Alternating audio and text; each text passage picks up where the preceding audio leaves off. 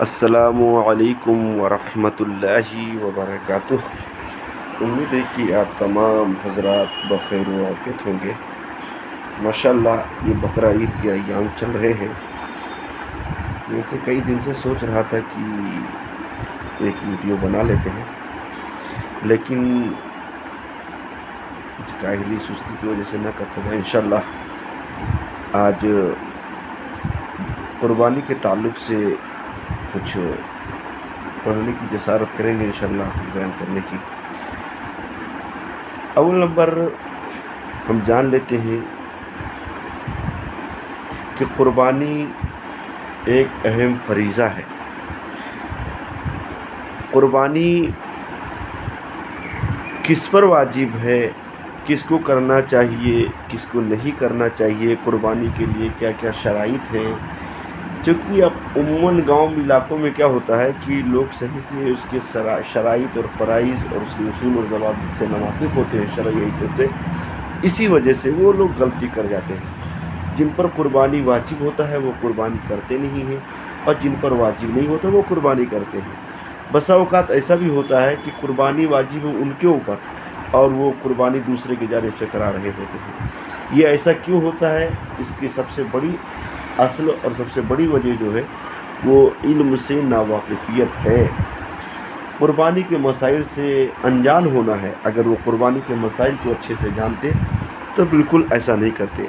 دیکھیے آپ کے سامنے میں کتاب کھول کے رکھا ہوں، مختصر القدوری۔ ماشاءاللہ یہ فقہ حنفی کی بہت ہی عظیم اور اعلیٰ کتاب ہے، ٹھیک ہے۔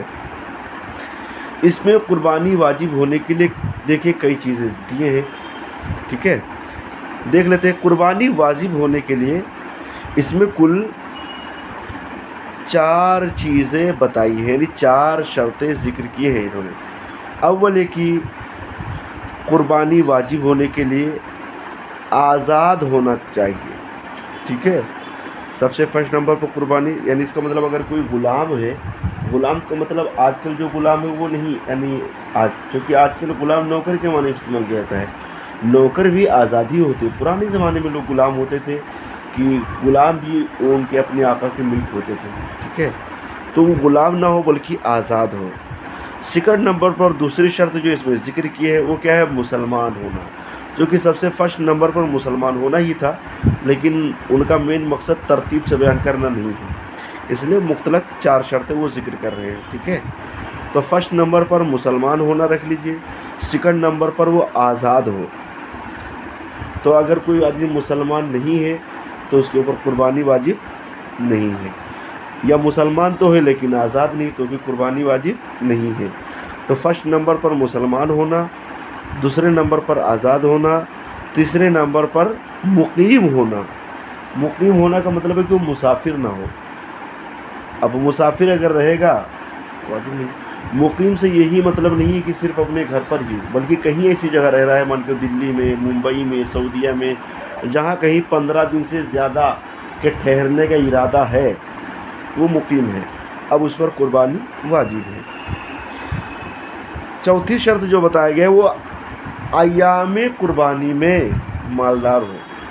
مالدار ہونے میں وہی چیزیں ضروری ہیں، مالدار ہونے کے شرائط وہی جو مان کے رکھیے ہم زکوٰۃ کے بیان میں، فطرہ کے بیان میں، ٹھیک ہے، جو ذکر کر چکے ہیں وہی یہاں ہے۔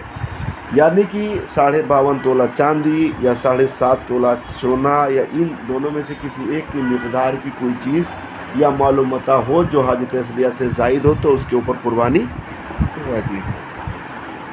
تو زکوٰۃ میں اولاً ہوتا کیا ہے کہ پورا سال گزرنا لازم ہوتا ہے، لیکن میں سال گزرنا لازم نہیں مان کے رکھو کہ آج 10 کیا کہتے ہیں ذوالحجہ ہے اور آج ہی کہیں سے ایسا ہو گیا کہ ہم مالک نصاب ہو گئے، مان کے رکھو ہمارے والد صاحب کا انتقال ہو گیا، یا ہمارے کسی بھائی کا انتقال ہو گیا، یا کوئی گورنمنٹ کی طرف سے کوئی مسئلہ، یعنی کوئی وہ آ گیا آفر، یا کسی بھی طرح سے اگر اتنے مال کا مالک ہو گئے، اب کتنے مال لگ بھگ ہوں گے؟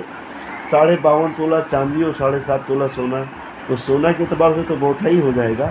52.5 تولہ چاندی کا اعتبار کیا جائے تو تقریباً 45 سے 47 ہزار روپیہ اور کیا ہو رہا ہے۔ یعنی کہ اگر ہم 47 ہزار روپے کے مالک ہیں اب خواہ روپیہ ہو یا اس کی علاوہ کوئی چیز ہو جو اس کی مقدار کی ہو تو ہمارے اوپر قربانی واجب ہے. اور رہی بات کہ اس کے پاس روپیہ نہیں ہے لیکن زمین ہے تو کیا اس کے اوپر قربانی واجب ہے؟ دیکھیں اس تعلق سے علماء کے کئی قول ہیں. عموماً جو ہم کتابوں میں دیکھتے ہیں اس میں 3 قول ملتے ہیں. سب سے فرسٹ نمبر پر قول یہ ہے کہ اگر کوئی آدمی ایسا ہے جس کے پاس اتنی زمین ہے کہ اگر اس کو بیچے تو 52.5 تولہ چاندی کی مقدار ہو جائے تو اس کے اوپر قربانی واجب ہے. ٹھیک ہے، 52.5 تولہ چاندی کی مقدار ہو جائے تو اس پر کیا ہے؟ قربانی واجب ہے. اور اس قول کے اعتبار سے کہ اس کا مطلب یہ ہوا کہ اگر کسی کے پاس آدھا حصہ بھی زمین ہے اور وہ اگر بیچ رہا ہے اس کی قیمت 50,000 60,000 1 لاکھ ہے تو اس کے اوپر قربانی واجب ہے. دوسرا قول کیا ہے کہ اتنی زمین ہو کہ اس میں 1 مہینے کے مقدار غلہ یعنی پیدا ہو، 1 مہینے یعنی اتنا غلہ پیدا ہو کہ 1 مہینہ تک اچھے سے کھا پی سکے تو اس کے اوپر قربانی واجب ہے. اگر اس سے کم ہے تو واجب نہیں. تیسرا قول جو ہے وہ یہ کہ 1 سال کی مقدار کا اگر غلہ پیدا ہو رہا ہے یعنی اتنا غلہ پیدا ہو کہ سال بھر ہم کھا پی سکتے ہیں تو قربانی واجب ہے، اس سے واجب نہیں. اچھا، یہ 1 سال کی مقدار کا جو غلہ پیدا ہونا ہے یہ کھلانا ہے، یہ کس کو کھلانا ہے؟ تو سب سے پہلے نمبر ہم جان لیتے ہیں کہ اس میں شوہر کا شمار ہوگا، یعنی کہ جو آدمی ہے اور اس کی بیوی اور اس کے جو نابالغ بچے ہیں یا لڑکی ہے جس کی بھی شادی نہیں کہ ان کا شمار ہوگا. رہی بات جو بالغ لڑکے ہیں ان کا شمار نہیں ہوگا. ٹھیک ہے، اور اس میں متوسط اعتبار سے شمار کیا جاتا ہے، ایسا نہیں کہ بہت زیادہ خرچہ کر کے ختم کر دیا جائے. ٹھیک ہے، تو موقع محل کے اعتبار سے قریب 3 بیگھہ 2 بیگھہ 4 بیگھہ ایسے اگر کسی کے پاس زمین ہے تو اس حیثیت سے اس پر قربانی واجب ہوگی. ٹھیک ہے، ایک بات اور جان لیں کہ قربانی تو واجب ہے لیکن ایسے شخص پر یعنی زمین پر زکوٰۃ نہیں ہے، کیونکہ زکوٰۃ کے لیے مال نامی کا ہونا ضروری ہے. ٹھیک ہے، اور اس کے علاوہ وہ مال تجارت ہونا چاہیے. اور زمین کیا ہے؟ مال تجارت تو ہے نہیں، چونکہ اس نے جھوٹنے کے لیے کھانے پینے کے لیے رکھا ہے، اپنی غرض کے لیے اور بہت سارے گھریلو کام کاج ضرورت کی وجہ سے رکھا ہے، بیچنے کے لیے نہیں. ٹھیک ہے، جبکہ قربانی میں ایسا کچھ نہیں ہے. قربانی میں مال نامی مال تجارت ایسا ہونا کوئی ضروری نہیں ہے، بس مال ہونا ضروری جو حاجت اصلیت سے زائد ہو. ظاہر ہوتے زمین حاجت اصلیت سے زائد ہوتی ہے. تو امید ہے کہ آپ لوگ کے شک و شبہات دور ہو گئے ہوں گے کہ زمین کے معاملے میں کتنی زمین ہو. عموماً ہمارے علماء کرام جو ہے تیسرے قول پر فتویٰ دیتے ہیں، لیکن علامہ جلال الدین امجدی علیہ رحمہ نے پہلے قول پر فتویٰ دیا ہے تو احتیاطاً پہلے قول پر عمل کیا جائے تو زیادہ اچھا ہے، ورنہ تیسرے قول جو جامعہ شرفیہ سے نکلا ہے تیسرے قول کے مطابق ہے، یعنی کہ جس کے پاس اتنی زمین ہے کہ سال بھر کا غلہ پیدا ہوتا ہے تو اس کے اوپر قربانی واجب ہے، اگر اس سے کم ہے تو نہیں. ٹھیک ہے، تو قربانی کے ہم نے 4 شرائط پڑھے کہ مسلمان ہونا، آزاد ہونا، مقیم ہونا یعنی مسافر نہ ہونا اور ایام قربانی میں مالدار ہونا. جب یہ 4 چیزیں پائی جائیں گی تب اس پر قربانی واجب ہوگی. ٹھیک ہے، وہ قربانی کس کے طرف سے کر سکتا ہے؟ ایک ہوتا ہے واجب ہونا اور ایک ہوتا ہے کرنا. ٹھیک ہے، تو قربانی تو اس پر واجب ہے جو ساری چیزوں کا ہے، لیکن قربانی اگر کرنا چاہے تو اپنے طرف سے بھی کر سکتا ہے، اپنے چھوٹے بچوں کی طرف سے بھی کر سکتا ہے، نبی پاک صلی اللہ علیہ وسلم کی طرف سے کر سکتا ہے، اور بہت سارے حضرات ہیں جن کی طرف سے وہ قربانی کر سکتا ہے جو بھی مسلمان ہے.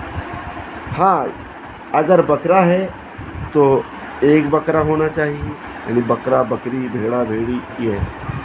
اور اگر بڑے جانور بھی حصہ لینا چاہتے ہیں جیسے اونٹ ہے، گائے ہے، بھینس ہے تو اس میں 7واں حصہ سے کم نہیں ہونا چاہیے، یعنی ایک جانور میں زیادہ سے زیادہ 7 لوگ شریک ہو سکتے ہیں، حصہ لے سکتے ہیں. اگر 7 لوگوں سے زیادہ ہو گئے تو قربانی نہیں ہوگی. ایک بات اور دھیان رکھیں کہ قربانی میں ہم لوگ دھیان نہیں دیتے ہیں، کسی کا بھی حصہ ملا لیتے ہیں، ایسا نہیں ہونا چاہیے. قربانی کرنے والوں میں سارے کے سارے یعنی 7 حصے تو 7 حصہ والے سارے کے سارے سنی صحیح العقیدہ ہونے چاہیے اور سب کا مقصد قربانی ہو، گوشت کسی کا مقصد نہ ہو. اگر ساتوں میں سے کسی ایک کا مقصد صرف گوشت لینا ہے تو قربانی کسی کی نہیں ہوئی۔ لہٰذا آپ تمام حضرات دھیان رکھیں اس بارے میں، ٹھیک ہے، کہ ایسے آدمی سے بالکل ایسے حصے میں شریک نہ ہو جس میں کسی کا مقصد گوشت ہو، یا کسی میں بد مذہب اگر شریک ہو رہا ہے تو اس میں بالکل شریک نہ ہو۔ انشاءاللہ باقی باتیں اگلے ویڈیو میں بیان کرنے کی کوشش کروں گا، ویڈیو کافی لمبی ہوگی۔ السلام علیکم ورحمۃ اللہ وبرکاتہ۔